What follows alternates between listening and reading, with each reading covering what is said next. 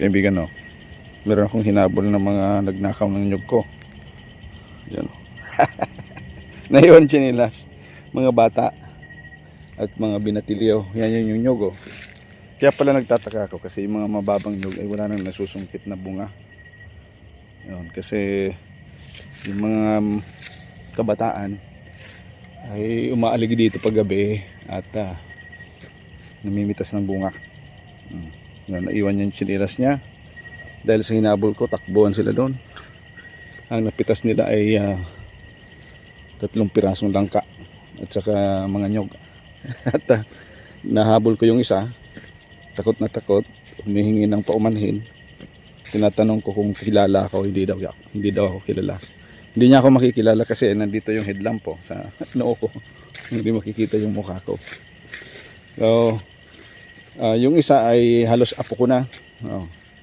Apo ng aking first cousin. Ay pinuntahan ako doon sa aking taniman at humihingi ng paumanhin kasama na yung nahuli ko.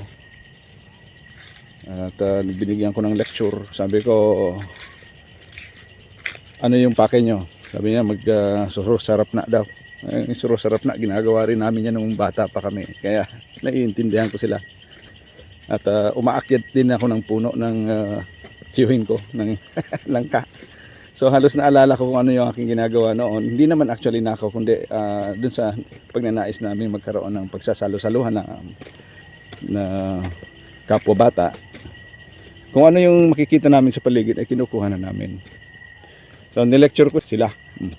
Sabi ko, nandyan lang naman yung bahay ko. Kahit wala ako, pwede kayong magpaalam. Walang problema. Maaga pa magpaalam na kayo at kumuha na kayo. Hindi yung gabi kayo kukuha. Kasi ang bagay na hindi sa inyo kinukuha ninyo ng patago ay pagnanakaw. So ganun yun, hinabol ko sila hanggang dito, hanggang doon sa may ilog. Buti na lang kahit nakabota ako, yun, sinubukan ko lang yung resistensya ko kung kaya ko pa. Butit kaya pa naman ang resistensya kung tumakbo ng nakabota. Dito ko nahabol yung isang bata, binatilyo. Lumabas siya dito kasi wala siyang dalang spot At dala niya na yung 2 pirasong langka. At yung mga nyug na nandoon, pati yung tsinelas na iwan pa, siguro babalikan bukas. So yun, nilecture ko yun, yung 2 bata. Sabi ko, sa susunod, kung magsusuro sarap na kayo, kung magluluto-luto, magpaalam kayo ng mas maaga. At kahit wala ako, magpaalam kayo sa kung sino sa bahay, asawa ko, anak ko, magpaalam kayo. Baka bigyan ko pa nga kayo ng bigas sabi ko, sa susunod. So ganun maging leksyon to sa lahat sa mga bata, sa sino man wag basta-basta kukuha ng hindi sa inyo. Kasi sabi ko sa inyo, sa kanila, kapag lumaki kayo, hindi lang yan yung mawawala sa ibang tao, hindi lang yan yung kukunin ninyo. Masasanay kayo at kahit mga importanteng bagay, kapag nangailangan kayo ay kukunin ninyo na walang paalam. So ang ibig sabihin nun, magiging magnanakaw kayo. Dito sila tumakbo, nagkahiwa-hiwalay sila dyan May tumakbo dyan sa may tulay, may tumakbo sa may ilog. Hindi ko na binidyohan kasi under time constraint biglang desisyon So yun mga kaibigan naway magsilbing aral sa mga kabataan dyan.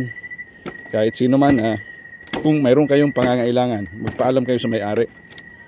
Magpaalam kayo sa may-ari ng nyugan ahead of time, mas maaga, para hindi kayo natatakot na kumuha kasi alam ng may-ari.